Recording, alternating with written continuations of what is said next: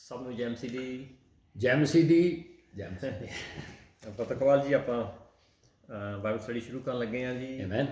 ਔਰ ਆਪਾਂ ਪੜ੍ਹਦੇ ਹੈਗੇ ਹਾਂ ਭਜਨ, ਸਾਮਸ, ਜ਼ਬੂਰ 97 97 ਦੀਆਂ ਪੜ੍ਹਦੇ ਹੈਗੇ ਹਾਂ 9 ਤੋਂ 12 ਜੀ ਹਾਂਜੀ। ਜੀ ਅਤੇ ਆਪਣੇ ਆਇਤਾਂ ਜੀ ਹੈਗਾ ਜੀ, ਉਹਦੇ ਵਿੱਚ ਲਿਖਿਆ ਹੈ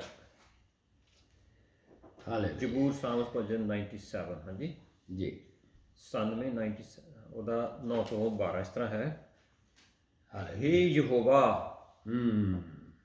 ਤੇਰੀਆਂ ਨਿਆਵਾਂ ਦੇ ਕਾਰਨ ਸਿਯੋਨ ਨੇ ਸੁਣਿਆ ਅਤੇ ਆਨੰਦ ਹੋਇਆ ਅਤੇ ਯਹੂਦਾ ਦੀਆਂ ਧੀਆਂ ਨੇ ਖੁਸ਼ੀ ਮਨਾਈ। ਸਾਰੀ ਧਰਤੀ ਉੱਤੇ ਹੇ ਯਹੋਵਾ, ਤੂੰ ਤਾਂ ਅਤ ਮਹਾਨ ਹੈ। ਤੂੰ ਸਾਰਿਆਂ ਦਿਉਤਿਆਂ ਨਾਲੋਂ ਬਹੁਤ ਮਹਾਨ ਹੈ। ਕੀ ਬਾਤ। ਹੇ ਯਹੋਵਾ ਦੇ ਪ੍ਰੇਮੀਓ, ਆਮੇਨ। ਬੁਰਾਈ ਤੋਂ ਘਿਰਣਾ ਕਰੋ ਹਾਂਜੀ। ਉਹ ਆਪਣੇ ਸੰਤਾਂ ਦੀਆਂ ਜਾਨਾਂ ਦੀ ਰੱਖਿਆ ਕਰਦਾ ਹੈ। ਕੀ ਬਾਤ। ਉਹ ਉਹਨਾਂ ਨੂੰ ਦੁਸ਼ਟਾਂ ਦੇ ਹੱਥੋਂ ਛੁਡਾਉਂਦਾ ਹੈ। ਧਰਮੀਆਂ ਲਈ ਚਾਨਣ ਬੀਜਿਆ ਗਿਆ ਹੈ ਅਤੇ ਸਿੱਧੇ ਮਨ ਵਾਲਿਆਂ ਲਈ ਆਨੰਦ। ਹੇ ਧਰਮੀਓ, ਯਹੋਵਾ ਵਿੱਚ ਆਨੰਦ ਹੋਵੋ ਅਤੇ ਉਹਦੀ ਪਵਿੱਤਰ ਯਾਦਗਾਰ ਦਾ ਆਨੰਦ ਕਰੋ। ਪਰਮੇਸ਼ਰ ਪਿਤਾ, ਆਪ ਦਾ ਸ਼ੁਕਰ ਕਰਦੇ ਹਾਂ। ਆਪ ਮਹਾਨ ਹੋ, ਆਪ ਮਹਾਨ ਹੋ, ਸਰਬ ਸ਼ਕਤੀਮਾਨ ਹੋ ਪਰਮੇਸ਼ਰ ਪਿਤਾ। ਆਪ ਦੀ ਜਿੰਨੀ ਵੀ ਤਾਰੀਫ ਵਡਿਆਈ ਕੀਤੀ ਜਾਏ ਥੋੜ੍ਹੀ ਹੈ ਪਰਮੇਸ਼ਰ ਪਿਤਾ। ਆਪ ਦਾ ਸ਼ੁਕਰ ਕਰਦੇ ਹਾਂ ਪਰਮੇਸ਼ਰ ਪਿਤਾ, ਇਸ ਵਚਨ ਦੇ ਲਈ ਜੋ ਸਾਡੇ ਲਈ ਰੋਸ਼ਨੀ ਹੈ, ਜੀਵਨ ਹੈ, ਜੋ ਸੱਚ ਹੈ, ਜੋ ਦੋ ਧਾਰੀ ਤਲਵਾਰ ਹੈ ਪਰਮੇਸ਼ਰ ਪਿਤਾ, ਜੋ ਰੂਹ ਹੈ। ਆਪ ਦਾ ਸ਼ੁਕਰ ਕਰਦੇ ਹਾਂ। ਵਚਨ ਆਪ ਦੀ ਦਇਆ ਹੋਈ, ਕਿਰਪਾ ਹੋਈ, ਆਪ ਨੇ ਸਾਨੂੰ ਇਹ ਵਚਨ ਦਿੱਤਾ ਜੋ ਪਰਮੇਸ਼ਰ ਪਿਤਾ ਸਾਨੂੰ ਜੀਵਨ ਦਾ ਚੱਲਣ ਦਾ ਰਾਹ ਦਿਖਾਉਂਦਾ ਹੈ, ਜੋ ਆਪ ਦੇ ਬਾਰੇ ਸਾਨੂੰ ਜਾਣਕਾਰੀ ਦਿੰਦਾ ਹੈ, ਦੱਸਦਾ ਹੈ। ਪਰਮੇਸ਼ਰ ਪਿਤਾ, ਆਪ ਦਾ ਸ਼ੁਕਰ ਕਰਦੇ ਹਾਂ। ਇਸ ਵਚਨ ਨੂੰ ਪੜ੍ਹਨ ਜਾ ਰਹੇ ਹਾਂ। ਇਸ ਵਚਨ ਦੇ ਵਿੱਚੋਂ ਆਪ ਪਰਮੇਸ਼ਰ ਪਿਤਾ ਸਾਡੇ ਨਾਲ ਗੱਲਬਾਤ ਕਰੋ। ਜੋ ਸਾਡੇ ਸਵਾਲ ਹਨ ਉਹਨਾਂ ਦੇ ਜਵਾਬ ਆਪ ਦੇ ਵਚਨ ਦੇ ਵਿੱਚੋਂ ਮਿਲਣ ਪਰਮੇਸ਼ਰ ਪਿਤਾ, ਔਰ ਆਪ ਜੀ ਦੀ ਮਰਜ਼ੀ ਪੂਰੀ ਹੋਵੇ ਆਪ ਦੇ ਪਵਿੱਤਰ ਆਤਮਾ ਦੁਆਰਾ ਪਰਮੇਸ਼ਰ ਪਿਤਾ। ਸਾਰੀ ਮੀਟਿੰਗ, ਸਾਰੀ ਗੱਲਬਾਤ ਆਪ ਦੇ ਹੱਥਾਂ ਵਿੱਚ ਦਿੰਦੇ ਹਾਂ ਪਵਿੱਤਰ ਆਤਮਾ ਜੀ। ਆਪ ਦੇ ਦਾਸ ਬ੍ਰਦਰ ਇਕਬਾਲ ਜੀ ਨੂੰ ਆਪ ਦੇ ਹੱਥਾਂ ਵਿੱਚ ਦਿੰਦੇ ਹਾਂ। ਜੋ ਕੁਛ ਵੀ ਬੋਲਿਆ ਜਾਵੇ, ਪੜ੍ਹਿਆ ਜਾਵੇ, ਸੁਣਿਆ ਔਰ ਸਮਝਿਆ ਜਾਵੇ, ਉਹ ਆਪ ਵੱਲੋਂ ਹੋਵੇ ਪਰਮੇਸ਼ਰ ਪਿਤਾ, ਔਰ ਇਸ ਦਾ ਸਾਰਾ ਜਲਾਲ, ਸਾਰੀ ਮਹਿਮਾ ਆਪ ਨੂੰ ਦਿੰਦੇ ਹਾਂ। ਔਰ ਇਹ ਸਭ ਕੁਛ ਮੰਗਦੇ ਹਾਂ ਆਪ ਦੇ ਇਕਲੌਤੇ ਪੁੱਤਰ ਸਾਡੇ ਮੁਕਤੀਦਾਤਾ ਯਿਸੂ ਮਸੀਹ ਦੇ ਨਾਮ ਦੇ ਵਿੱਚ। ਆਮੀਨ ਆਮੀਨ ਆਮੀਨ। ਹੋਰ ਜੀ ਪਤਾ ਜੀ, ਹਾਲੇਲੂਇਆ। ਸਭ ਠੀਕ ਠਾਕ ਜੀ? ਉਹ ਸ਼ੁਕਰ ਹੈ, ਉਹਦੀ ਬੜੀ ਮਿਹਰਬਾਨੀ ਹੈ, ਕਿਰਪਾ। ਹਾਲੇਲੂਇਆ। ਹਾਂਜੀ। ਆਪਣਾ ਜੀ ਅਗਲਾ ਸਵਾਲ ਹੈ, ਪਵਿੱਤਰ ਆਤਮਾ ਦੇ ਤੇ ਹੀ ਚੱਲ ਰਹੇ ਹਨ ਹਾਲੇ ਸਵਾਲ ਆਪਣੇ, ਕਾਫੀ ਸਮੇਂ ਤੋਂ ਚੱਲ ਰਹੇ ਹਨ। ਔਰ ਪਰਮੇਸ਼ਰ ਦਾ ਸ਼ੁਕਰ ਕਰਦੇ ਹਾਂ ਔਰ ਜਿੱਦਾਂ ਸਾਨੂੰ ਗਾਈਡ ਕਰ ਰਹੇ ਆ ਹਾਂਜੀ ਅਤੇ ਵਚਨ ਦੇ ਵਿੱਚੋਂ, ਅਤੇ ਸਵਾਲਾਂ ਦੇ ਜਵਾਬ ਵਚਨ ਦੇ ਵਿੱਚੋਂ ਸਾਨੂੰ ਮਿਲ ਰਹੇ ਹੈਗੇ ਆ। ਔਰ ਵਚਨ ਦੇ ਵਿੱਚ ਇਸ ਤੋਂ ਬਾਹਰ ਨਿਕਲਣਾ ਹੀ ਨਹੀਂ ਹੈਗਾ। ਜੋ ਬਾਈਬਲ ਦੇ ਵਿੱਚ ਲਿਖਿਆ ਹੈ ਪੁੱਤ ਤੋਂ ਲੈ ਕੇ ਪ੍ਰਕਾਸ਼ ਦੀ ਪੋਥੀ ਮੁਕਾਸ਼ਵਾ ਤੱਕ, ਉਹਦੇ ਵਿੱਚੋਂ ਹੀ ਆਪਾਂ ਚੱਲਣਾ, ਉਹਦੇ ਵਿੱਚੋਂ ਹੀ ਦੇਖਣਾ, ਉਹਦੇ ਵਿੱਚੋਂ ਆਪਣੇ ਜਵਾਬ ਲੱਭਣੇ ਆ। ਹੋਰ ਬਾਹਰ ਆਪਾਂ ਨੂੰ ਜਾਣ ਦੀ ਕਿਤੇ ਲੋੜ ਹੀ ਯਾਨੀ ਇਸੇ ਸਕੰਜੇ ਦੇ ਵਿੱਚ ਹਾਂਜੀ। ਅਸੀਂ ਹਾਲੇਲੂਇਆ।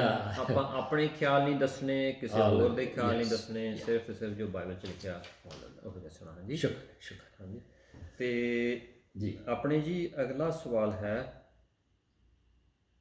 ਵੀ ਆਪਾਂ ਦੇਖਿਆ ਯਿਸੂ ਮਸੀਹ ਦਾ ਬਪਤਿਸਮਾ ਹੋਇਆ ਜਦੋਂ ਉਹ ਜਰਦਨ ਨਦੀ ਦੇ ਵਿੱਚੋਂ ਬਾਹਰ ਆਏ। ਯਹੋਨਾ ਬਪਤਿਸਮਾ ਦੇਣ ਵਾਲੇ ਨੇ, ਠੀਕ ਹੈ, ਉਹਨਾਂ ਨੂੰ ਯਿਸੂ ਮਸੀਹ ਨੂੰ ਬਪਤਿਸਮਾ ਦਿੱਤਾ। ਅਤੇ ਉਸ ਤੋਂ ਬਾਅਦ ਜਿੱਦਾਂ ਹੁਣ ਆਪਾਂ ਦੇਖਦੇ ਹੈਗੇ ਹਾਂ, ਜਦੋਂ ਆਪਾਂ ਐਜ਼ ਅ ਮਸੀਹੀ ਇਹ ਵੀ ਕਹਿੰਦੇ ਹੈਗੇ ਆ ਵੀ ਪਵਿੱਤਰ ਆਤਮਾ ਦੇ ਬਪਤਿਸਮੇ ਦਾ ਇਹ ਚਿੰਨ੍ਹ ਹੈ ਕਿ ਉਹ ਗੈਰ ਜ਼ਬਾਨਾਂ ਬੋਲਦਾ ਹੈ। ਵਾਹ। ਹਾਂਜੀ। ਹਾਂਜੀ ਇੱਕ ਚਿੰਨ੍ਹ ਆਪਾਂ ਕਹਿੰਦੇ ਆ ਨਾ ਜੀ ਜੀ ਜੀ ਵੀ ਹਾਂ ਵੀ ਇਸ ਨੂੰ ਪਵਿੱਤਰ ਆਤਮਾ ਐਵੀਡੈਂਸ ਹੈ, ਨਿਸ਼ਾਨ ਐਵੀਡੈਂਸ ਹੈਗਾ। ਤੇ ਵਚਨ ਦੇ ਵਿੱਚ ਕਿਤੇ ਇਹ ਲਿਖਿਆ ਮਿਲਦਾ ਨਹੀਂ ਹੈਗਾ ਵੀ ਯਿਸੂ ਮਸੀਹ ਨੇ ਵੀ ਗੈਰ ਜ਼ਬਾਨਾਂ ਬੋਲੀਆਂ। ਹਾਂਜੀ, ਕੀ ਉਹ ਯਿਸੂ ਮਸੀਹ ਗੈਰ ਜ਼ਬਾਨਾਂ ਬੋਲਦੇ ਸੀ ਜਾਂ ਫਿਰ ਬੋਲਦੇ ਸੀ ਪਰ ਲਿਖਿਆ ਨਹੀਂ ਗਿਆ? ਜੇ ਨਹੀਂ ਲਿਖਿਆ ਗਿਆ ਆਪਾਂ ਕਿਸ ਤਰ੍ਹਾਂ ਕਹਿ ਸਕਦੇ ਹਾਂ ਬੋਲਦੇ ਸੀ? ਹਾਂਜੀ ਹਾਲੇਲੂਇਆ, ਜੈ ਮਸੀਹ ਦੀ। ਇਹ ਬਹੁਤ ਹੀ ਟੈਕਨੀਕਲ ਸਵਾਲ ਹੈ। ਇਹ ਕਿੱਧਰੋਂ ਆ ਰਹੇ ਨੇ ਸਵਾਲ? ਬਸ ਪ੍ਰੇਜ਼ ਦ ਲਾਰਡ, ਹਾਲੇਲੂਇਆ। ਦੇਖੋ ਜੀ, ਪ੍ਰਭੂ ਯਿਸੂ ਮਸੀਹ ਨੇ ਗੈਰ ਜ਼ਬਾਨਾਂ ਨਹੀਂ ਬੋਲੀਆਂ। ਸਵਾਲ ਬੜਾ ਜੈਨੂਅਨ ਹੈਗਾ ਕਿ ਪਾਕ ਰੂਹ ਦੇ ਬੈਪਟਿਜ਼ਮ ਦਾ ਐਵੀਡੈਂਸ ਜਾਂ ਨਿਸ਼ਾਨ ਜਿਹੜਾ ਹੈਗਾ ਉਹ ਟੰਗਸ। ਸੋ ਜੇ ਯਿਸੂ ਦੇ ਸਿਲਸਿਲੇ ਦੇ ਵਿੱਚ ਉਹ ਗੈਰ ਜ਼ੁਬਾਨੀ ਨਹੀਂ ਸਨ ਬੋਲਦੇ। ਅੱਛਾ, ਹੁਣ ਇਹਨੂੰ ਇਸ ਤਰ੍ਹਾਂ ਕਰੀਏ ਕਿ ਉਹ ਇਹਦੀ ਕੁਝ ਰੀਜ਼ਨ ਸਨ, ਐਵੇਂ ਨਹੀਂ ਕੋਈ ਵਜੂਹਾਤ ਸਨ, ਰੀਜ਼ਨਸ ਹੈ ਨਾ। ਨੰਬਰ 1 ਕਿ ਇਹ ਜਿਹੜੀ ਗੈਰ ਭਾਸ਼ਾ, ਗੈਰ ਜ਼ੁਬਾਨਾਂ ਜਿਹੜੀਆਂ ਨੇ, ਇਹ ਨਏ ਐਦਨਾਮੇ ਦੇ ਵਿੱਚ, ਨਏ ਨੇਮ ਦੇ ਵਿੱਚ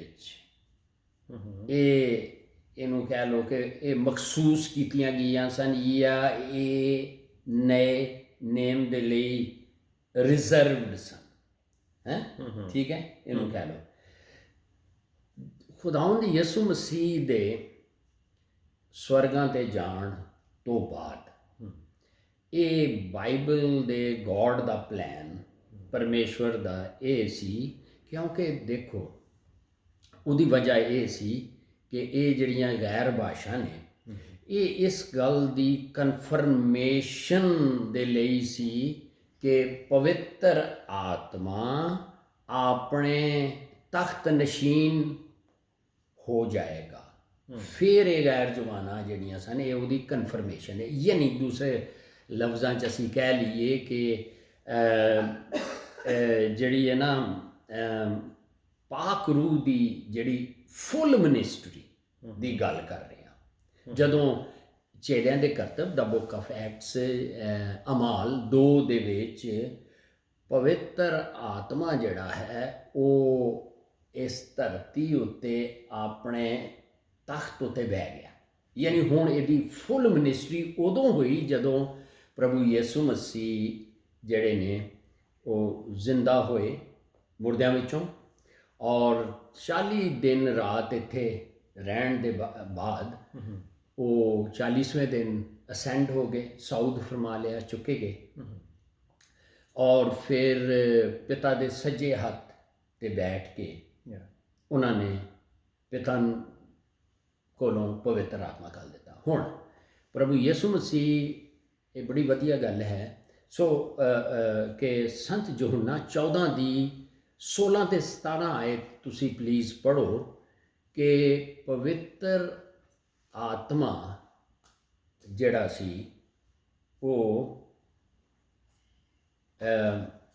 ਯਿਸੂ ਕਹਿ ਰਹੇ ਨੇ ਕਿ ਮੈਂ ਪਿਤਾ ਨੂੰ ਰਿਕੁਐਸਟ ਕਰਾਂਗਾ ਕਿ ਉਹ ਦੂਸਰਾ ਮਦਦਗਾਰ ਘੱਲ ਦੇ। ਸੋ ਇਹ ਪਹਿਲੇ ਹੁਣ ਇਹਦੇ ਲਈ ਇਹ ਬੜਾ ਟੈਕਨੀਕਲ ਸਵਾਲ ਹੈ, ਅੱਛਾ ਸਵਾਲ ਹੈ, ਬਹੁਤ ਅੱਛਾ ਸਵਾਲ ਹੈ।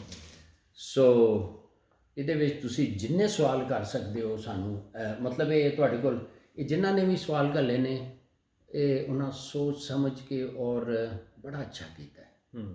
ਯਾਨੀ ਮੇਰੇ ਲਈ ਵੀ ਇੱਕ ਅੱਛੀ ਇੱਕ ਨੌਲੇਜ ਹੋਏਗੀ ਸਾਰਿਆਂ ਦੀ। ਬਿਲਕੁਲ ਜੀ। ਤੇ ਆਪਾਂ ਤੁਸੀਂ ਯਹੋਨਾ 14 ਦੀ 16 17 ਇਹ ਖੁਦਾਵੰਦ ਯਿਸੂ ਮਸੀਹ ਕਹਿ ਰਹੇ ਨੇ ਪਵਿੱਤਰ ਆਤਮਾ ਦੇ ਬਾਰੇ 'ਚ ਕਿ ਉਹ ਆਪਣੀ ਫੁੱਲ ਮਿਨਿਸਟਰੀ, ਅੱਛਾ ਇੱਥੇ ਥੋੜ੍ਹਾ ਜਿਹਾ ਪੌਜ਼ ਕਰ ਲਓ, ਥੋੜ੍ਹਾ ਜਿਹਾ। ਪਵਿੱਤਰ ਆਤਮਾ ਤੇ ਪੁਰਾਣੇ ਨੇਮ ਦੇ ਵਿੱਚ ਵੀ ਖਾਸ ਲੋਕਾਂ ਉੱਤੇ ਖਾਸ ਕੰਮ ਕਰਾਉਣ ਦੇ ਲਈ ਆਉਂਦਾ ਸੀ ਔਰ ਉਹ ਕਰਾ ਕੇ ਚਲਾ ਜਾਂਦਾ ਸੀ। ਬਿਲਕੁਲ ਠੀਕ ਹੈ, ਲੇਕਿਨ ਉਹਦੀ ਫੁੱਲ ਮਿਨਿਸਟਰੀ ਨਹੀਂ ਸੀ। ਯਾਨੀ ਪਿਤਾ ਦੇ ਯਾਨੀ ਪਿਤਾ ਹੋਰੀ ਤੇ ਉਹਦੇ ਬਿਹਾਈਂਡ ਹੋ ਕੇ ਪਵਿੱਤਰ ਆਤਮਾ ਕੰਮ ਕਰ ਰਿਹਾ ਸੀ। ਠੀਕ ਹੈ, ਇਹ ਥੋੜ੍ਹਾ ਜਿਹਾ ਸਮਝਣਾ। ਲੇਕਿਨ ਉਹ ਯਿਸੂ ਦੇ ਉੱਤੇ ਵੀ ਪਵਿੱਤਰ ਆਤਮਾ ਆਇਆ। ਮਤੀ 3 ਦੀ ਤੁਸੀਂ ਅਗਰ ਦੇਖ ਲਓ 13 ਤੋਂ 16 ਦੇ ਵਿੱਚ ਕਿ ਪਾਕ ਰੂਹ ਉਹਦੇ ਉੱਤੇ ਵੀ ਨਾਜ਼ਲ ਹੋਇਆ। ਹੁਣ ਖੁਦਾਵੰਦ ਯਿਸੂ ਮਸੀਹ ਨੂੰ ਇਹ ਜਿਹੜਾ ਪਵਿੱਤਰ ਆਤਮਾ ਹੈ ਸਿਰਫ ਖਿਦਮਤ ਦੇ ਲਈ ਉਹਨੂੰ ਲੋੜ ਸੀਗੀ। ਉਹ ਤੇ ਖੁਦ ਹੀ ਵਚਨ ਦੇ ਧਾਰੀ ਹੋਇਆ, ਉਹ ਤੇ ਖੁਦ ਹੀ ਵਚਨ ਸੀਗਾ, ਹੈ ਖੁਦ ਹੀ ਵਚਨ ਸੀ। ਇਸੇ ਲਈ ਯਹੂਦੀਆਂ ਨੇ ਸੰਤ ਯਹੂਨਾ 7:15 ਪਹਿਲੇ ਪੜ੍ਹ ਦਿਓ, ਸੌਰੀ ਉਹ ਵਰਸ ਵੀ ਜ਼ਰੂਰ ਪੜ੍ਹਾਣੀ ਹੈ। ਹਾਂਜੀ, ਯਹੋਨਾ ਦੀ ਸੰਤ ਯਹੂਨਾ 7:15 ਦੇ ਵਿੱਚ ਇਹ ਜਦੋਂ ਯਹੂਦੀ ਜਿਹੜੇ ਜਿਊਜ਼ ਗਿਆਨੀ ਨੇ ਉਹਨਾਂ ਨੇ ਕਿਹਾ ਯਾਰ ਇਹ ਤਾਂ ਕਿਧਰੇ ਗਿਆ ਨਹੀਂ ਕਿਸੇ ਜਿਸ ਤਰ੍ਹਾਂ ਗੁਰੂਆਂ ਹੈ ਕਿਸੇ ਸਿਨੇਗੋਗ ਤੇ ਜਾਣਾ ਪੈਂਦਾ ਸੀ, ਲੇਕਿਨ ਕਿਸੇ ਉਸਤਾਦ ਕੋਲੋਂ ਇਹਨੇ ਨਹੀਂ ਸਿੱਖਿਆ। ਜਿਸ ਤਰ੍ਹਾਂ ਪਾਲੂਸ ਕਹਿੰਦਾ ਹੈ ਕਿ ਮੈਂ ਗਮਲੀਏਲ ਦੇ ਚਰਨਾਂ 'ਚ ਸਿੱਖਿਆ, ਤੇ ਉਹ ਇਸ ਗੱਲੋਂ ਹੈਰਾਨ ਸਨ ਕਿ ਇਹਨਾਂ 'ਚ ਗਿਆਨ ਕਿੱਥੋਂ ਆਇਆ। ਕਿਉਂ? ਇਸ ਲਈ ਕਿ ਪ੍ਰਭੂ ਯਿਸੂ ਮਸੀਹ ਨੂੰ ਹੁਣ ਥੋੜ੍ਹਾ ਜਿਹਾ ਰਿਲੇਟ ਕਰੀਏ। ਸਾਨੂੰ ਪਵਿੱਤਰ ਆਤਮਾ ਇਸ ਲਈ ਦਿੱਤਾ ਜਾਂਦਾ ਹੈ ਕਿ ਪ੍ਰਭੂ ਯਿਸੂ ਨੇ ਇਹ ਕਿਹਾ ਸੀ ਕਿ ਜਦੋਂ ਦੂਜਾ ਮਦਦਗਾਰ ਆਏਗਾ, ਜਿਹੜੀਆਂ ਗੱਲਾਂ ਮੈਂ ਤੁਹਾਨੂੰ ਦਸੀਆਂ ਨੇ ਉਹ ਕੀ ਕਰਾਏਗਾ? ਚੇਤੇ ਕਰਾਏਗਾ। ਸੰਤ ਯਹੋਨਾ ਮਤਲਬ ਹੈ ਇਹਦੇ ਵਿੱਚ ਤੁਸੀਂ ਦੇਖ ਸਕਦੇ ਹੋ ਕਿ ਸੰਤ ਯਹੋਨਾ 16 ਦੀ ਅਗਰ ਤੁਸੀਂ ਹਾਲੇਲੂਇਆ। ਸੋ ਇਸ ਲਈ ਪਵਿੱਤਰ ਆਤਮਾ ਤੇ ਸਾਨੂੰ ਦਿੱਤਾ ਗਿਆ ਇਸ ਲਈ।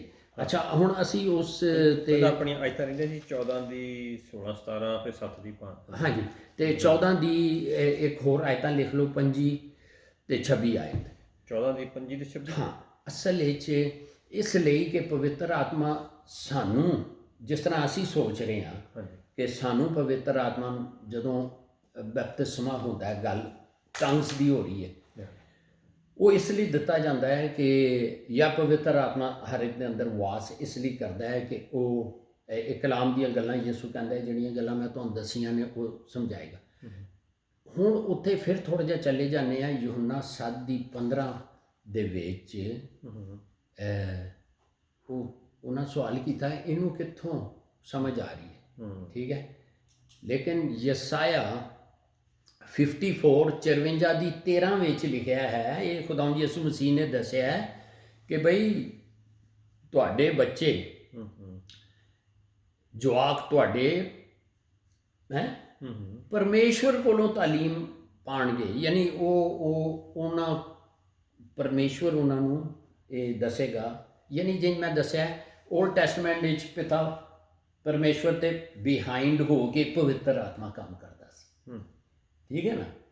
ਅੱਛਾ, ਹੁਣ ਗੱਲ ਟੰਗਸ ਦੀ ਹੋ ਰਹੀ ਹੈ, ਯਿਸੂ ਨੇ ਕਿਉਂ ਨਹੀਂ ਬੋਲੀ? ਪਹਿਲੇ ਤੇ ਇਹ ਵਰਸਿਸ ਦੇਖੋ ਕਿ ਉਨੀ ਦੇਰ ਤੱਕ ਪਵਿੱਤਰ ਆਤਮਾ ਨੇ ਆਣਾ ਸੀ, ਕਿਉਂਕਿ ਇਹਦੇ ਲਈ ਬਹੁਤ ਹੀ ਭਵਿੱਖਬਾਣੀਆਂ ਹੋਈਆਂ ਸਨ, ਇਹ ਪ੍ਰੋਫਸੀਜ਼ ਹੋਈਆਂ ਸਨ ਕਿ ਪਵਿੱਤਰ ਆਤਮਾ ਦੇ ਆਉਣ ਦਾ ਇੱਕ ਚਿੰਨ੍ਹ ਸੀ ਟੰਗਸ, ਠੀਕ ਹੈ।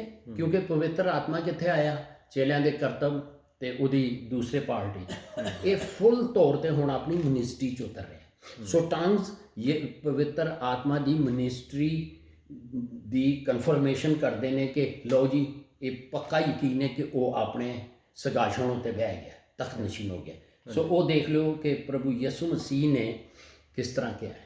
ਹਾਂ, ਆਪਾਂ ਹਾਲੇ ਆਇਤ ਪੜ੍ਹੀ ਨਹੀਂ ਜੀ ਕੋਈ, ਉਹ ਸਾਰੀ ਹੈ ਉਹ ਮੈਂ ਤੇ ਕੋਈ ਨਹੀਂ, ਆਪਾਂ ਪਹਿਲਾਂ ਪੜ੍ਹਨੀ ਸੀ, ਤੁਸੀਂ ਕਿਹਾ ਸੀ ਕਿ 14 ਦੀ 16 17 ਉਹ ਪੜ੍ਹ ਦਿਓ ਯਹੋਨਾ ਦੀ। ਹਾਂਜੀ ਹਾਂਜੀ, ਇਹ ਇਸ ਲਈ ਕਿ ਯਿਸੂ ਨੇ ਆਪਣੇ ਲਈ ਤੇ ਉਹਨਾਂ ਨੂੰ ਮਿਨਿਸਟਰੀ ਦੇ ਵੇਟ ਕਰਨਾ ਪਿਆ ਸੀ। ਫਿਰ ਹੁਣ ਹਵਾਲੇ ਨੋਟ ਕਰ ਲਓ, ਯਸਾਇਆ 61 ਉਹਦੀ ਪਹਿਲੀ 2 ਆਇਤ ਕਿ 61 ਦੀ ਪਹਿਲੀ 2 ਤੇ ਲੂਕਾ 4 ਦੀ 17 ਤੋਂ 19। ਇਹ ਇਸ ਲਈ ਕਿ ਖੁਦਾਵੰਦ ਯਿਸੂ ਮਸੀਹ ਨੂੰ ਪਵਿੱਤਰ ਆਤਮਾ ਤੇ ਉਹਦੇ ਅੰਦਰ ਹੀ ਸੀ, ਲੇਕਿਨ ਉੱਤੇ ਉਹ ਪੈਦਾ ਹੀ ਪਵਿੱਤਰ ਆਤਮਾ ਦੇ ਥਾਈ ਹੋਇਆ, ਲੇਕਿਨ ਉੱਤੇ ਮੀਨਸ ਖਿਦਮਤ ਲਈ ਉਹਨੂੰ ਲੋੜ ਸੀ, ਸਿਰਫ ਇੰਨਾ ਹੀ ਸੀ। ਬਾਕੀ ਜਿੱਥੇ ਤੱਕ ਵਚਨ ਦੀ ਗੱਲ ਹੈ, ਉਹ ਤੇ ਖੁਦ ਹੀ ਵਚਨ ਦੇ ਧਾਰੀ ਹੋਇਆ। ਸੰਤ ਯਹੋਨਾ ਉਹਦੀ ਪਹਿਲੇ part the 14 praise the Lord ਕਲਾਮ ਮੁਜੱਸਮ ਹੋਇਆ। ਸੋ ਉਹ ਖੁਦ ਹੀ ਕਲਾਮ ਸੀ, ਇਸ ਲਈ ਉਹਨੂੰ ਲੋੜ ਨਹੀਂ ਸੀ ਇਹਦੀ।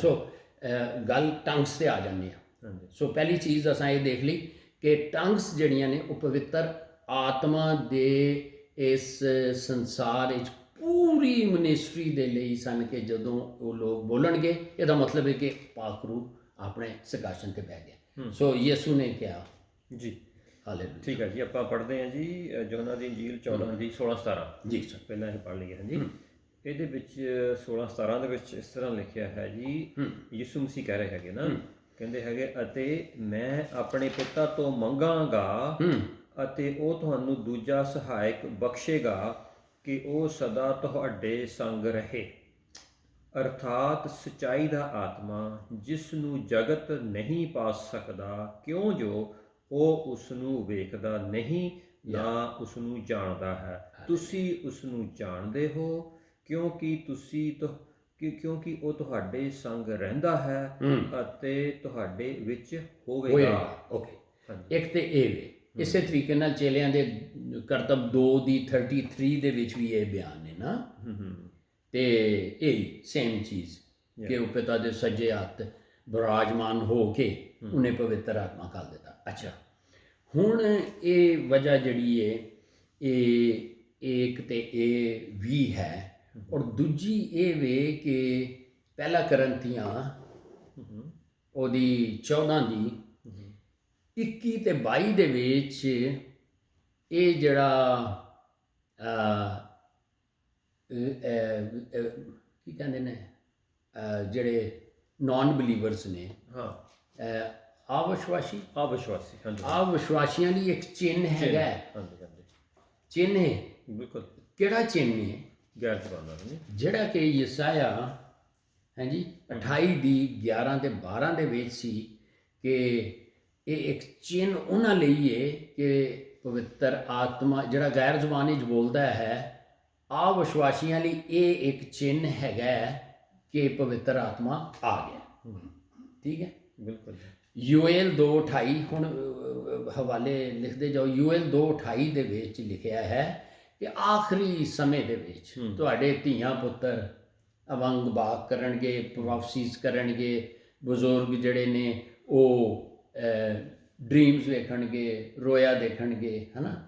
ਔਰ ਉਦੋਂ ਪੁਰਾਣੇ ਨੇਮ ਵਿੱਚ ਤੇ ਖਾਸ ਲੋਕਾਂ 'ਤੇ ਆਉਂਦਾ ਸੀ, ਹੁਣ ਉਹ ਸਾਰਿਆਂ ਉੱਤੇ ਆਉਂਦਾ ਪ੍ਰਭੂ ਯਿਸੂ ਮਸੀਹ ਦੀ ਵਜ੍ਹਾ ਨਾਲ। ਬਿਲਕੁਲ ਜੀ, ਠੀਕ ਹੈ, ਬਿਲਕੁਲ। ਸੋ ਇਹ ਗੱਲ ਹੁਣ ਕੀ ਸੀ? ਸੌਰੀ, ਹਾਂ ਸੀ ਸਗਾ ਵੀ ਜੀ ਸਵਾਲ ਹੈ ਸਗਾ ਜੀ, ਵੀ ਯਿਸੂ ਮਸੀਹ ਦਾ ਬਪਤਿਸਮਾ ਹੋਇਆ, ਆਪਾਂ ਸਭ ਨੂੰ ਪਤਾ ਕਿ ਉਹ ਗੈਰ ਜ਼ਬਾਨਾਂ ਬੋਲਦੇ ਸੀਗੇ। ਹਾਂ, ਇਸ ਲਈ ਨਹੀਂ ਕਿ ਉਦੋਂ ਤੱਕ ਪਵਿੱਤਰ ਆਤਮਾ ਆਪਣੀ ਪੂਰੀ ਮਿਨਿਸਟਰੀ 'ਚ ਨਹੀਂ ਸੀ ਆਇਆ। ਹਾਂ, ਕਿਉਂਕਿ ਹਾਲੇ ਯਿਸੂ ਮਸੀਹ ਦੀ ਸਾਰੀ ਖਿਦਮਤ ਸੀਗੀ ਉਹ ਪੁਰਾਣੇ ਨੇਮ ਦੇ ਲਾਏ। ਔਰ ਦੂਸਰੀ ਗੱਲ ਇਹ ਹੈ, ਇਹਦੀ ਕਨਫਰਮੇਸ਼ਨ ਇਹ ਸੀ ਕਿ ਪ੍ਰਭੂ ਯਿਸੂ ਨੇ ਸਾਰਾ ਕੁਝ ਦੱਸਿਆ ਹੈ। ਸੰਤ ਯਹੋਨਾ 7 ਦੀ 37 ਤੋਂ 39 ਇਹ ਜ਼ਰੂਰ ਪੜ੍ਹੋ। ਮੈਂ ਸੌਰੀ ਬੜਾ ਵੀ ਫਾਸਟ ਚੱਲ ਰਿਹਾ, ਮੈਂ ਕਹਿ ਰਿਹਾ ਕੋਈ ਚੀਜ਼ ਮੈਂ ਭੁੱਲ ਨਾ ਜਾਵਾਂ। 7 ਦੀ 37 ਤੋਂ 47। ਹਾਂਜੀ, ਹਾਂ, ਠੀਕ ਹੈ ਜੀ। ਇਹ ਪਵਿੱਤਰ ਆਤਮਾ ਨੇ ਆਣਾ ਸੀ ਤੇ ਲੋਕਾਂ ਨੇ ਗੈਰ ਜ਼ਬਾਨਾਂ ਬੋਲਣੀਆਂ ਸਨ। ਹਾਂਜੀ, ਯਹੋਨਾ ਦੀ ਇੰਜੀਲ 7 ਦੀ 47 ਤੋਂ 39 ਦੇ ਵਿੱਚ ਇਸ ਤਰ੍ਹਾਂ ਲਿਖਿਆ ਹੈ ਜੀ। ਅੱਛਾ, ਇਹਦਾ ਮਤਲਬ ਜਦੋਂ ਤੁਸੀਂ ਫਾਸਟ ਬੋਲਦੇ ਹੋ ਉਦੋਂ ਇਹ ਹੁੰਦਾ ਵੀ ਤੁਸੀਂ ਕਿਤੇ ਭੁੱਲ, ਮੈਂ ਵਿੱਚੋਂ ਕੋਈ ਕਿਤੇ ਭੁੱਲ ਨਾ ਜਾਓ ਤਾਂ ਬੋਲਦੇ ਹਾਂ। ਅੱਜ ਪਤਾ ਲੱਗ ਗਿਆ। ਉਹ ਮਤਲਬ ਹੈ ਫਿਰ ਉਹ ਨਹੀਂ, ਠੀਕ ਹੈ, ਨਹੀਂ ਤੁਸੀਂ ਰੋਕ ਲਿਆ ਕਰੋ, ਵਿੱਚ ਹੋਰ ਸਵਾਲ ਵੀ ਕਰ ਦਿਆ ਕਰੋ ਨਾ। ਹਾਂ, ਨਹੀਂ ਕੋਈ, ਮੈਂ ਤਾਂ ਵੈਸੇ ਪ੍ਰੇਜ਼ ਦ ਲਾਰਡ। ਸਾਰਾ ਆਦਰ ਮਾਣ ਉਹਦਾ ਹੀ ਹੈ। ਹਾਲੇਲੂਇਆ, ਬਿਲਕੁਲ ਜੀ, ਬਿਲਕੁਲ, ਸਾਰਾ ਜਲਾਲ ਉਹਦਾ ਜੀ ਸਰ। ਹੁਣ ਯਿਸੂ ਮਸੀਹ ਦਾ ਬਿਆਨ ਹੈ ਜੀ। ਅੱਛਾ, ਹੁਣ ਇਹ ਗੈਰ ਭਾਸ਼ਾ, ਗੈਰ ਜ਼ੁਬਾਨ ਜਿਹੜੀ ਹੈ ਨਾ, ਇੱਕ ਤੇ ਹੋਲੀ ਸਪਿਰਿਟ ਦੇ ਬਪਟਿਜ਼ਮ ਦਾ ਸਾਈਨ ਹੈ ਜਿਹੜਾ ਯਿਸੂ ਨੇ ਦੇਣਾ ਹੈ। ਹੁਣ ਯਿਸੂ ਆਪਣਾ ਬਪਤਿਸਮਾ ਤੇ ਨਹੀਂ ਸੀ ਦੇ ਸਕਦਾ ਨਾ। ਦੂਸਰਾ, ਪਾਕ ਰੂਹ ਦੀਆਂ ਦਾਤਾਂ, ਨੇਮਤਾਂ, ਗਿਫਟਸ ਜਿਹੜੀਆਂ ਨੇ, ਜਿਹੜੀਆਂ ਪਾਕ ਰੂਹ ਦਿੰਦਾ ਹੈ, ਉਹਦਾ 9 ਗਿਫਟਸ ਜਾਂ ਦਾਤਾਂ ਵਿੱਚੋਂ ਇੱਕ ਦਾਤ ਗੈਰ ਭਾਸ਼ਾ ਤੇ ਉਹਦੀ ਟ੍ਰਾਂਸਲੇਸ਼ਨ ਵੀ ਹੈਗੀ। ਠੀਕ ਹੈ, ਇੱਥੇ ਜਿਹੜਾ ਵਾਕਿਆ ਹੈ ਇਹ ਖੁਦਾਵੰਦ ਯਿਸੂ ਮਸੀਹ ਕੁਛ ਇਹ ਦੱਸ ਰਹੇ ਨੇ ਕਿ ਪਾਕ ਰੂਹ ਦਾ ਬਪਤਿਸਮਾ ਚਾਹੀਦਾ ਹੈ ਨਾ, ਜਿਹਦੇ ਵਿੱਚ ਗੈਰ ਜ਼ਬਾਨ ਵੀ। ਠੀਕ ਹੈ, ਉਹਦੇ ਲਈ ਪੜ੍ਹ ਦਿਓ। ਬੜੀ ਖਾਸ ਗੱਲ ਹੈ ਕਿ ਪਵਿੱਤਰ ਆਤਮਾ ਹਾਲੇ ਤੱਕ ਆਇਆ ਹੀ ਨਹੀਂ ਸੀ, ਗੱਲ ਉਹ ਕਰ ਰਹੇ ਆ। ਹਾਂਜੀ, ਤੇ ਹਾਂਜੀ ਆਪਾਂ ਪਹਿਲਾਂ ਯਹੋਨਾ ਦੀ ਇੰਜੀਲ 7 ਦਾ 37 ਤੋਂ 39 ਵਿੱਚ ਹਾਂਜੀ ਪੜ੍ਹਦੇ ਨੇ। ਉਸ ਵਿੱਚ ਲਿਖਿਆ ਹੈਗਾ, ਪਿਛਲੇ ਦਿਨੀ ਜਿਹੜਾ ਤਿਉਹਾਰ ਦਾ ਵੱਡਾ ਦਿਨ ਸੀ, ਯਿਸੂ ਖੜੇ ਹੋਏ ਅਤੇ ਇਹ ਕਹਿ ਕੇ ਉੱਚੀ ਬੋਲਿਆ ਕਿ ਜੇ ਕੋਈ ਥਿਆਇਆ ਹੋਇਆ ਹੋਵੇ ਤਾਂ ਮੇਰੇ ਕੋਲ ਆਵੇ ਅਤੇ ਪੀਵੇ। ਜੋ ਕੋਈ ਮੇਰੇ ਉੱਤੇ ਨਿਸ਼ਚਾ ਕਰਦਾ ਹੈ, ਲਿਖਤ ਅਨੁਸਾਰ ਅੰਮ੍ਰਿਤ ਜਲ ਦੀਆਂ ਨਦੀਆਂ ਉਸ ਦੇ ਅੰਦਰੋਂ ਵਗਣਗੀਆਂ। ਪਰ ਉਹ ਨੇ ਇਹ ਗੱਲ ਆਤਮਾ ਦੇ ਵਿਖੇ ਆਖੀ। ਇਹ ਗੱਲ ਆਤਮਾ ਦੇ ਵਿਖੇ, ਕਿਹੜੀ? ਪਵਿੱਤਰ ਆਤਮਾ ਦੇ। ਹਾਂਜੀ, ਠੀਕ ਹੈ ਦੇ ਪਰ ਇਹ ਗੱਲ ਉਸਨੇ ਪਵਿੱਤਰ ਆਤਮਾ ਦੇ ਵਿਖੇ ਆਖੀ ਜਿਹੜਾ ਉਹਨਾਂ ਨੂੰ ਪ੍ਰਾਪਤ ਹੋਣਾ ਸੀ। ਹਾਂਜੀ, ਜਿਨ੍ਹਾਂ ਉਸ ਉੱਤੇ ਨਿਸ਼ਚਾ ਕੀਤੀ, ਕਿਉਂਕਿ ਪਵਿੱਤਰ ਆਤਮਾ ਅਜੇ ਦਿੱਤਾ ਨਾ ਗਿਆ। ਇਸ ਲਈ ਜੋ ਯਿਸੂ ਦਾ ਤੇਜ ਅਤੇ ਪ੍ਰਕਾਸ਼ ਨਹੀਂ ਸੀ ਹੋਇਆ। ਸੇ ਪ੍ਰਕਾਸ਼ ਯਿਸੂ ਦਾ ਉਦੋਂ ਹੋਇਆ ਜਦੋਂ ਮੁਰਦਿਆਂ ਚੋਂ ਜ਼ਿੰਦਾ ਹੋ ਕੇ ਪਿਤਾ ਦੇ ਸੱਦੇ ਹੱਥ ਬੈਠਾ। 10 ਦਿਨ ਬਾਅਦ ਉਹਨੇ ਪਵਿੱਤਰ ਆਤਮਾ ਘੱਲ ਦਿੱਤਾ ਤੇ ਪਵਿੱਤਰ ਆਤਮਾ ਦੇ ਆਉਣ ਦਾ ਇਹ ਇੱਕ ਪ੍ਰੂਫ ਹੈ ਕਿ ਲੋਕ ਗੈਰ ਜ਼ਬਾਨਾਂ 'ਚ ਬੋਲਣ ਲੱਗ ਪਏ। ਠੀਕ ਹੈ, ਇੱਕ ਹੋਰ ਗੱਲ ਹੈ ਕਿ ਯਿਸੂ ਗੈਰ ਜ਼ਬਾਨ ਕਿਉਂ ਨਹੀਂ ਸੀ ਬੋਲਦਾ।